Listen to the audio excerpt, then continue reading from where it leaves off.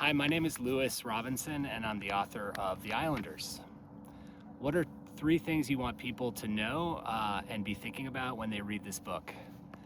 My main hope is that you'll feel what it feels like to be part of this group of young people who've been brought out to Whaleback Island, to feel what it feels like to sleep in the woods on the island, to feel what it feels like to swim in that cold water.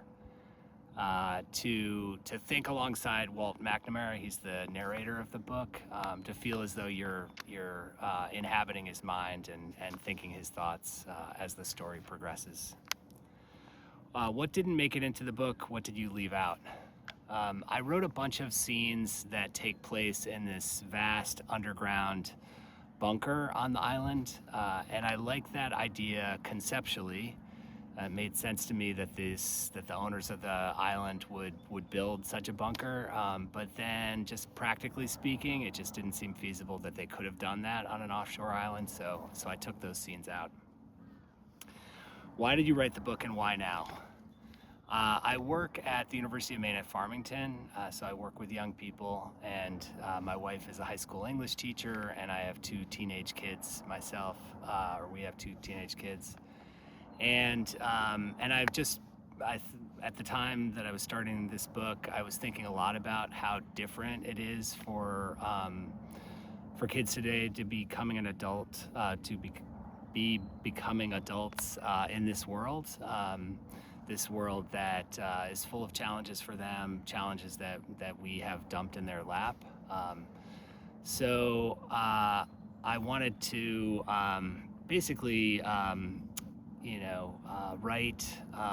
write a book about what it's like to be a kid today. And I was witnessing the kids that I work with be resilient, to think outside of themselves, to think about like the larger world, and that's where the book came from.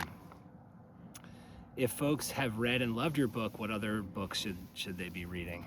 I love the work of Kevin Wilson, Tennessee writer, who writes novels and short stories. He wrote Nothing to See Here and Now Is Not the Time to Panic, among other books.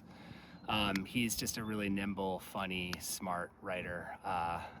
And Sarah Bronstein is another favorite. She's a Maine writer who has a new story collection coming out called Baby in a Box, that is just full of vivid, they're realistic stories, but really provocative and great characters, thought-provoking situations. And Nicholson Baker and Percival Everett are two veteran writers that I highly recommend. So thank you very much.